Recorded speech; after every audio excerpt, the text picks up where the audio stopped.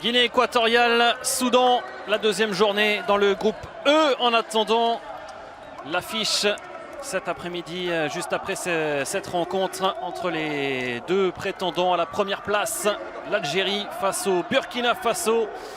La Guinée équatoriale et le Soudan donc avec l'objectif de gagner, d'obtenir les 3 premiers points dans cette CAN 2025 avec 3 changements du côté de la Guinée équatoriale après la défaite inaugurale face au Burkina Faso avec Agnebo qui remplace Basilio Ndong suspendu, lui qui a été exclu face au Burkinabé.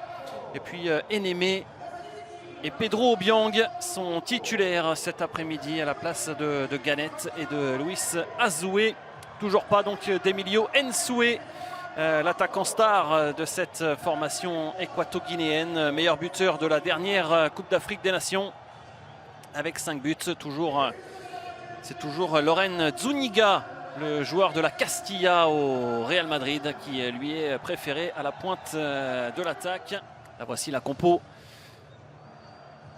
des Faucons de Djedian avec toujours Manjed El Nil dans les buts. Chedi Barglan lui aussi qui va faire son apparition. Lui qui a déjà quelques sélections. Joueur qui évolue aux Pays-Bas, à Den Bosch. Et puis donc devant Amir Abdallah avec son numéro 26 qui évolue en Australie. Il a grandi en Australie. Un petit peu à l'image de Mo Eiza qui lui a grandi en Angleterre. Ils n'ont pas connu leur pays d'adoption. Chedi Barglan, lui, a d'ailleurs reconnu qu'il n'avait jamais mis les pieds au Soudan.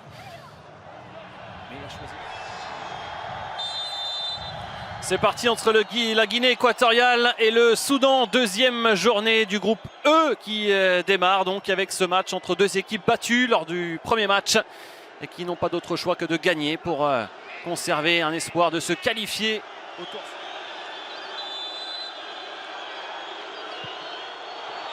Frappé avec une déviation premier poteau et Moïse est derrière qui n'était pas signalé en position de hors-jeu. Première occasion déjà pour le Soudan. Et finalement, monsieur Nkunku qui va donner un coup franc à la Guinée équatoriale. Il a été signalé finalement après coup.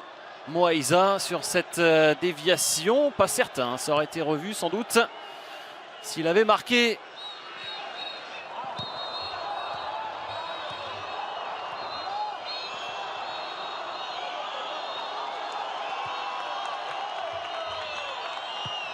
Mascarel, à nouveau le renversement vers Iban Salvador. Cette fois-ci, c'est un peu moins précis pour le milieu de terrain de Majorque. Et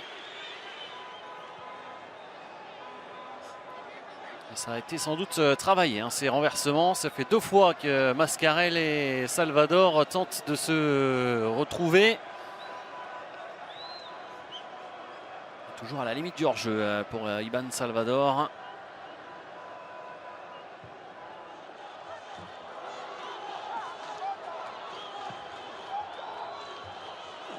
Chipé là par José Machin, Loren Zuniga qui s'est retourné, il essaye d'emmener cette offensive. Ça a été sauvé par Enémé qui va les fixer, tenter de centrer. Et derrière José Machin qui vient buter sur El Nil et la reprise ensuite au point de pénalty qui passe au-dessus. Après l'énorme occasion tout à l'heure pour le Soudan, la première situation dangereuse pour la Guinée équatoriale avec José Machin d'abord. Sur ce bon débordement de la part de Santiago Enémé, l'ancien du FC Nantes.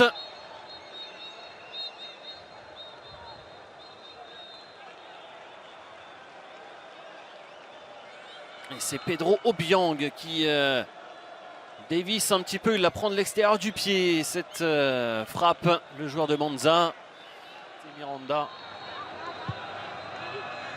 Qui évolue en Grèce. Attention à ce ballon perdu avec la faute, l'avantage laissé par monsieur Nkunku avec Omar Mascarel, le crochet derrière il s'écroule le joueur de Majorque mais pas de faute et ballon gratté là par les Équato-Guinéens. Ouais, superbe passe de la part de Salvador Zuniga qui va croiser, ça passe juste à côté mais le drapeau s'est élevé.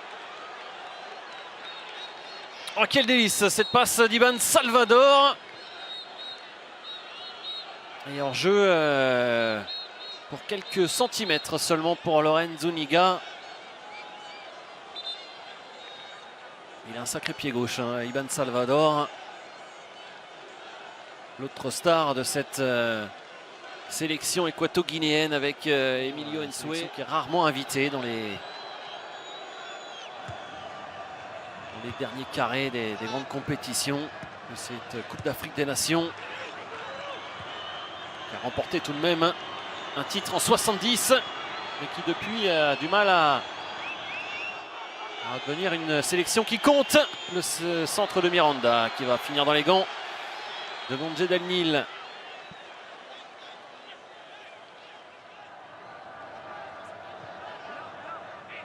Orozco.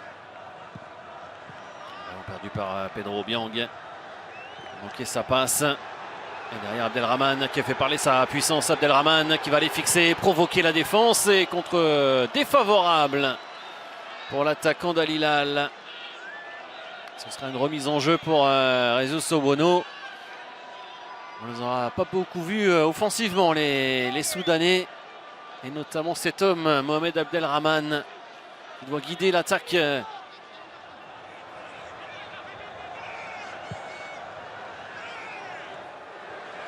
Ramis s'appliquait sur le centre avec Barglan qui s'est jeté, le dégagement, le ballon qui traîne, la reprise d'Abdelrahman. C'est à nouveau contré. Et Jesus Owono, il est furieux. Alors, est-ce qu'il s'en prend à Monsieur Nkunku? Est-ce qu'il y avait une faute selon lui dans la surface?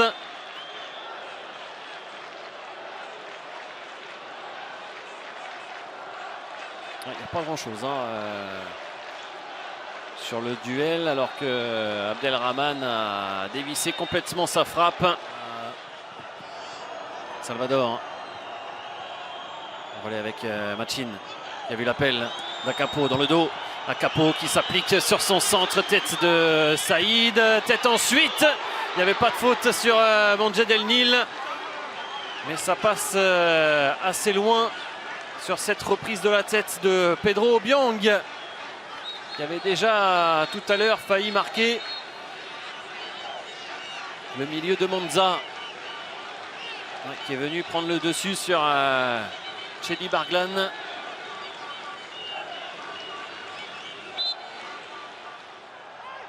Monsieur Nkunku qui laisse jouer. Il y a Barglan qui a été touché après son duel avec Miranda. Zuniga qui s'est retourné. Petit ballon par-dessus pour les chercher. Nabil Ondo. Nouvelle situation pour les Équato-Guinéens. Mais position de hors-jeu signalée par Monsieur Nkunku, qui va aller prendre des nouvelles de Chelly Barglan. Parti un poil en avance. Le joueur nantais, 11e sélection pour Nabil Ondo. On va suivre, est-ce qu'il est dans la surface? Il est là au niveau du point de pénalty. Agnebo, buteur face au Burkina Faso, mais c'est la combinaison qui avait été tentée avec la frappe de Miranda qui s'envole au-dessus des cages de Mondje Del Nil. L'idée était bonne, moins l'exécution.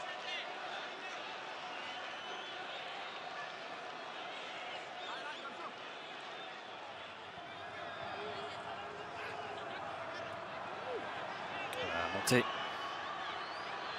la part de Orozco, avec la frappe à venir de Pedro Obiang. Ça revient dans les pieds de Zuniga. Zuniga, et beau geste défensif là aussi dans la surface pour empêcher le joueur du Castilla d'enchaîner avec la frappe. Et derrière le contre, Abdallah qui décale Abdelrahman. Le renversement vers Moïsa. Moïsa qui va pouvoir enchaîner avec la frappe. Et le retour d'Orozco. Moïsa derrière. Et le nouveau renvoi de la défense de la Guinée équatoriale. Le danger qui va rester dans la surface de Jesus Owono. Voilà le premier frisson pour les supporters des Faucons de Djedjian. Double occasion pour Moïsa. Omar Mascara, il est passé totalement au travers là sur ce centre.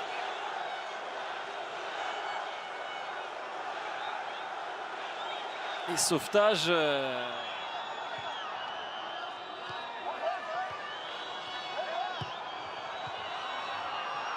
Cette déviation là de Machin avec le centre d'Ondo, la tête. Ça revient dans les pieds de Miranda. Miranda, ouais, il a cherché à enrouler pied droit. Il n'est pas vraiment sorti de son pied là, cette frappe.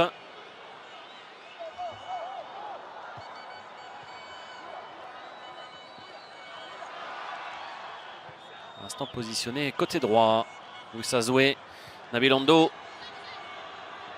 Qui a vu l'opposé peut-être Louis Azoué. Finalement il se ravise, il attend le départ de Zuniga dans le dos de la défense.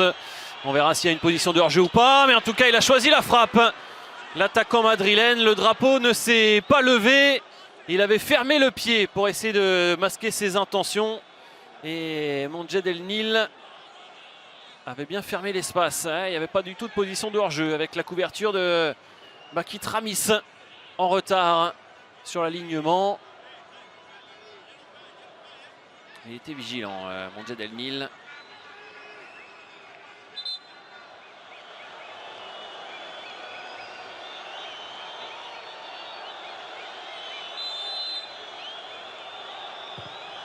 C'est bien frappé, tendu, avec l'erreur défensive de Louis Azoué. Il est rentré en jeu, c'est lui qui trompe son propre gardien et sur coup de pied arrêté, le Soudan fait la différence. Un peu moins de 20 minutes de la fin. 1-0 pour les Crocodiles du Nil face à la Guinée équatoriale.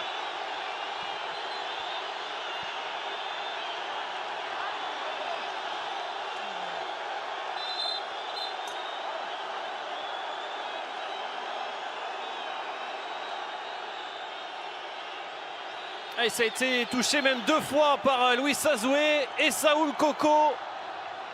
Les 2 joueurs équato-guinéens qui offrent ce but au Soudan, qui aura eu très peu d'occasions et qui un petit peu contre le cours du jeu mène 1-0.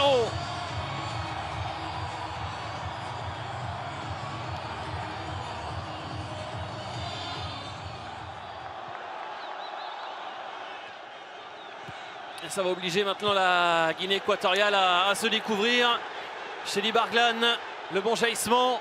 Moïsa, Eiza qui va lancer son partenaire. Le centre, et on est passé tout près d'un deuxième but contre son camp avec Orozco devant Rezus Sowono. Ah, le Soudan a failli faire le break là avec ce centre de Mozamil.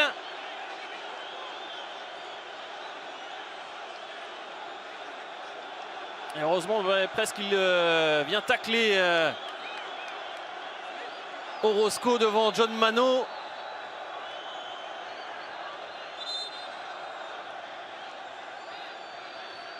Et voilà la folie qu'on attendait pour ce dernier quart d'heure. Après une première période bien terne. Moïsa pour le corner. Les 2 points pour Rezus Sowono. La reprise ensuite de Barglan, qui va s'envoler au-dessus.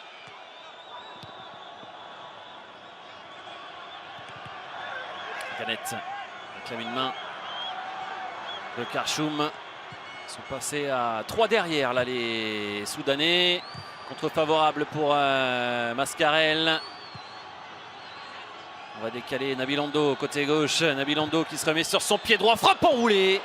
Et Mondjed El Nil qui a accompagné cette belle frappe, belle tentative de l'omniprésent Nabil Ondo.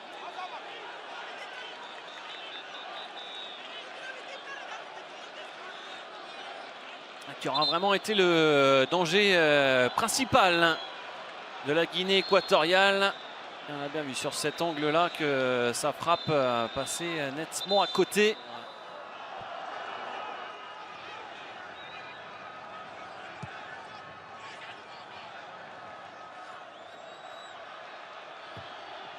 Ondo, encore le gros travail sur le côté gauche. Et il a bien fait d'accompagner Mondjed El Nil parce que c'est passé juste au-dessus. Centre dévissé qui aurait pu surprendre. le gardien d'Almerec.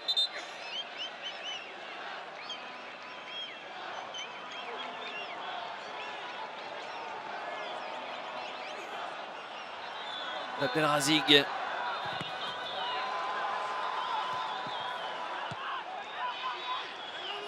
Attention, il n'y a pas de hors-jeu sur une touche avec cette touche rapidement jouée. La défense du Soudan qui n'était pas du tout vigilante. Alors il y a Emilio Nsoué qui réclame peut-être un corner.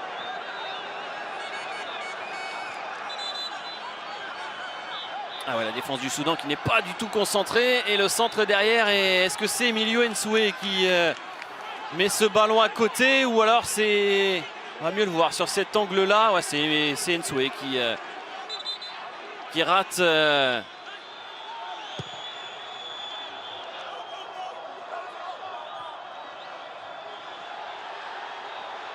La sortie de Wono, ballon contré par Mozamil. À la retombée à Capo.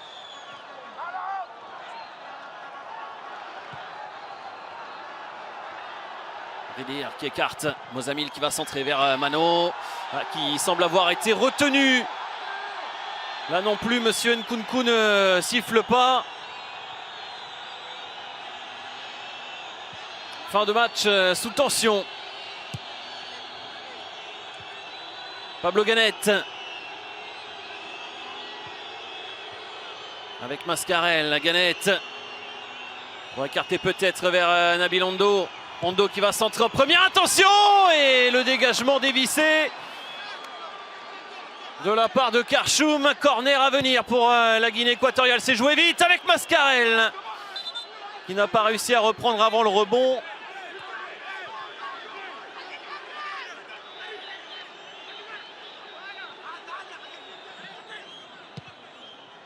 Ouais, finalement, on va faire retirer ce corner. Rezo Sowono est monté. Et bien frappé encore avec derrière le contact Nsoué, El Nil. Les deux joueurs sont KO là. Ouais, le choc a été assez impressionnant. Il s'est relevé, Emilio Nsoué. En revanche, Mondjed El Nil, lui, est toujours à terre.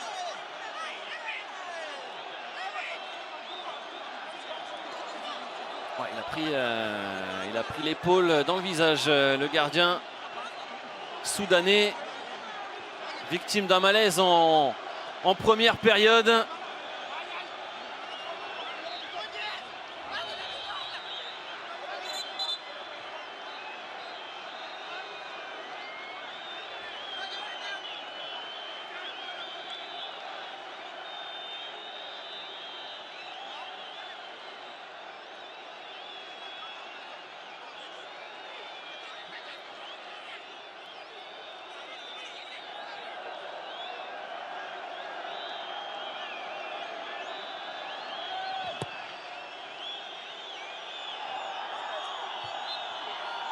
Et c'est terminé.